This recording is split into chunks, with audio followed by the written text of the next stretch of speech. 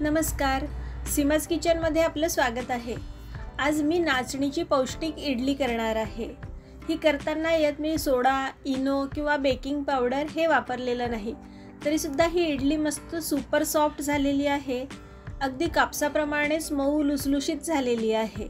याचा रंग, चव आणि एक आपण तोडून सुद्धा बघूया। याचा टेक्स्चर सुद्धा अगदी जबरदस्त आलेला आहे, मस्त। तर ही इडली सुपर सॉफ्ट होण्यासाठी यात मी काही टिप्स सुद्धा शेअर केलेल्या आहेत। चला तर मग रेसिपीला सुरुवात करूया।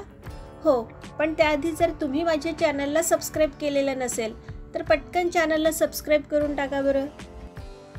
यासाठी आपल्याला नाचणी लागणार आहे। 2 वाट्या नाचणी घेतली आहे। प्रमाण मोजून घेण्यासाठी कोणतीही एखादी वाटी किंवा भांडं सेट करून घ्यायचं आहे। अशा प्रकारे ही नाचणी आहे। याला बऱ्याच ठिकाणी नाचणी, नागली किंवा रागी असंही म्हणतात। यात भरपूर पाणी घालून ही स्वच्छ धुवून घ्यायची आहे। नाचणीमध्ये बऱ्याच वेळेस मातीचे बारीक बारीक कण असतात, तर ते विरघळून जाण्यासाठी म्हणून जरा वेळ ही नाचणी अशा प्रकारे चोळून घ्यायची आहे आणि नंतर 4-5 वेळेस पाणी बदलून धुवून घ्यायची आहे, म्हणजे सर्व मातीचे कण निघून जातील आणि इडली खाताना आपल्याला कचकच लागणार नाही। 4-5 वेळेस पाणी बदलून नाचणी स्वच्छ धुवून घेतली आहे। आता ह्यात पाणी घालायचं आहे आणि ही भिजायला ठेवायची आहे। यातच 1 चमचा मेथी दाणे घालून घेतले आहेत। यावर झाकण ठेवून 5-6 तास ही भिजायला ठेवायची आहे। दुसऱ्या एका मिक्सिंग बाउलमध्ये मी 1 वाटी तांदूळ घेतले आहेत। हे जाड तांदूळ आहे। तुम्ही इकडे रेशनचे तांदूळ किंवा इडलीसाठी जे तांदूळ मिळतात ते सुद्धा वापरू शकता। यातच अर्धी वाटी उडीद डाळ टाकून घ्यायची आहे। हे दोन्ही स्वच्छ धुवून घ्यायचे आहेत। 4 ते 5 वेळेस पाणी बदलून हे धुवून घेऊया। यात पाणी घालून हे भिजायला ठेवायचे आहेत। कमीत कमी 5 तास तरी हे सगळं साहित्य भिजायला हवं। यावर झाकण ठेवून हे भिजायला ठेवूया। 5-6 तास झालेले आहेत। नाचणी चांगली भिजलेली आहे। ज्या वाटीने सर्व साहित्य मोजून घेतलं होतं त्याच वाटीने मी 1 वाटी पोहे भिजवून घेतले आहेत। हे मी 10-15 मिनिट आधीच भिजवून ठेवले आहेत। नाचणी मिक्सरमध्ये वाटून घ्यायची आहे।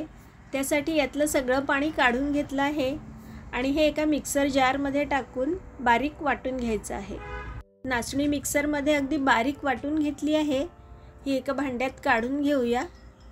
याच मिक्सर जारमध्ये आपण जे पोहे भिजवून घेतलेले होते ना ते टाकून घ्यायचे आहेत आणि डाळ आणि तांदूळ सुद्धा घालून घ्यायचे आहेत आणि हे सुद्धा वाटून घ्यायचं आहे। डाळ तांदूळ बारीक वाटून झालेले आहेत। हे सुद्धा काढून घेऊया। इडलीचं बॅटर वाटून झालेलं आहे आणि हे मी अशा प्रकारे वाटून घेतलं आहे। अगदी बारीक वाटून घेतलं आहे। याची फाईन पेस्ट तयार केली आहे अशा प्रकारे। आता हे सगळं मिश्रण 2 मिनिट चांगलं फेटून घ्यायचं आहे, म्हणजे सगळे पदार्थ चांगले एकजीव होतील आणि मिश्रणसुद्धा हलकं आणि फ्लफी तयार होईल। यामुळे इडली मस्त मऊसूत तयार होईल। हे 2 मिनिट फेटून झालेलं आहे आणि मिश्रण बघा अर्ध भांड्यापेक्षाही थोडं कमी आहे।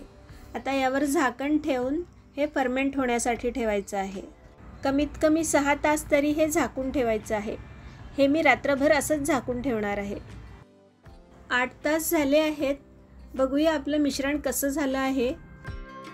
पीठ अगदी व्यवस्थित फर्मेंट झालेलं आहे आणि हे अगदी हलकं झालेलं आहे। अर्ध भांडं पीठ होतं, पण हे फर्मेंट होऊन बघा किती वर आलेलं आहे, मस्त। असं जर पीठ व्यवस्थित फर्मेंट झालेलं असेल तर इडलीसुद्धा अगदी सॉफ्ट आणि हलकी तयार होते। हे जरा वेळ साईडला ठेवू आणि इडलीसाठी लागणारी झटपट एक चटणी तयार करून घेऊ।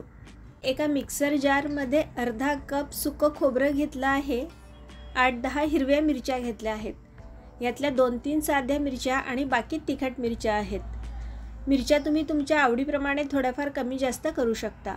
5-6 कढीपत्त्याची पानं, 2 लसूण पाकळ्या, 1 चमचा जिरे, पाव कप डाळ्या घेतल्या आहेत। या मी थोड्या भाजून घेतलेल्या आहेत।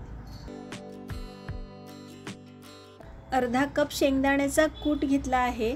याच्याऐवजी तुम्ही भाजलेले शेंगदाणे सुद्धा घेऊ शकता। आणि मस्त हिरवीगार अशी कोथिंबीर। ह्यात मी काही कोवळ्या कोथिंबीरीच्या काड्या आहेत त्या सुद्धा घेतल्या आहेत। चवीप्रमाणे मीठ, अर्धा चमचा मीठ आणि ह्यात थोडं पाणी घालून घ्यायचं आहे. आता हे मिक्सरवर वाटून घ्यायचे आहे. चटणी मिक्सरवर वाटून झाली आहे आणि याचा रंग तर काय मस्त आलेला आहे. अशा प्रकारे मी ही बारीक वाटून घेतली आहे. ही काढून घेऊया. चटणीवर फोडणी घालून घ्यायची आहे. त्यासाठी मी 2 चमचे तेल गरम करायला ठेवलं आहे. यात अर्धा चमचा मोहरी, अर्धा चमचा जिरे चांगले तडतडले की ह्यात 5-6 कढीपत्त्याची पानं आणि पाव चमचा हिंग. हे सगळं तडतडले की ही फोडणी आपल्याला चटणीवर घालून घ्यायची आहे. खमंग फोडणी बसली की चटणीची चव सुद्धा मस्त येते. चटणी आता तयार आहे. आता इडली करून घेऊ. त्यासाठी या बॅटरमध्ये चवीप्रमाणे मीठ, 1 चमचा मीठ आणि 1 चमचा तेल घालून घ्यायचं आहे. तेल घातल्यामुळे काय होतं ना की ही इडली बराच वेळ मस्त नरम राहते. म्हणजे मुलांना डब्यात वगैरे द्यायचं असेल तरीसुद्धा ही नंतर कडक होत नाही, अशीच नरम राहते. इडलीसाठी बॅटर तयार आहे. याची कन्सिस्टन्सी अगदी परफेक्ट आलेली आहे. हे पीठ अगदी जास्त घट्टसुद्धा ठेवायचं नाही किंवा जास्त पातळसुद्धा ठेवायचं नाही. घट्ट ठेवलं तर इडली फुलणार नाही आणि ती कडक तयार होईल. इडली पात्राला आधी तेल लावून घ्यायचं आहे म्हणजे इडल्या खाली चिटकणार नाही. आता ह्यात इडलीचं बॅटर घालून घ्यायचं आहे. नाचणी किती पौष्टिक आहे हे आपल्या सगळ्यांनाच माहिती आहे. यात भरपूर प्रमाणात आयर्न, कॅल्शियम आहे. डायबिटीजवाल्यांसाठी फायदेशीर आहे. हाडांच्या बळकटीसाठी उपयोगी आहे. अशा या नाचणीची जर इडली केली तर सगळेजण आवडीने खातील. गॅसवर कुकरमध्ये आधीच मी पाणी उकळायला ठेवलेलं होतं. पाण्याला उकळी आलेली आहे. पाण्याला उकळी आल्यानंतरच ह्यात इडल्या वाफायला ठेवायच्या आहेत म्हणजे मस्त जाळीदार होतात. आता यावर झाकण ठेवून 10 ते 12 मिनिट वाफवून घ्यायच्या आहेत. 10 मिनिट झाले आहेत. इडल्या वाफवून तयार आहेत. 10 ते 12 मिनिटात इडल्या अगदी व्यवस्थित वाफवून होतात. या अगदी जास्त ओव्हरकुकसुद्धा करायच्या नाहीत. आता या थोड्या गार होऊ देऊया. इडल्या गार झालेल्या आहेत. या पूर्ण गार झाल्यानंतरच डिमोल्ड करायच्या आहेत. अशा प्रकारे एखाद्या चमच्याने इडली काढून घ्यायची आहे म्हणजे ही अगदी सहज निघून येते. मस्त वाफाळता सांबार, मऊ लुसलुशीत इडली आणि सोबत चटणी. वाह, क्या बात है. आजची ही इडली तुम्हाला कशी वाटली मला कमेंटमध्ये सांगा हं.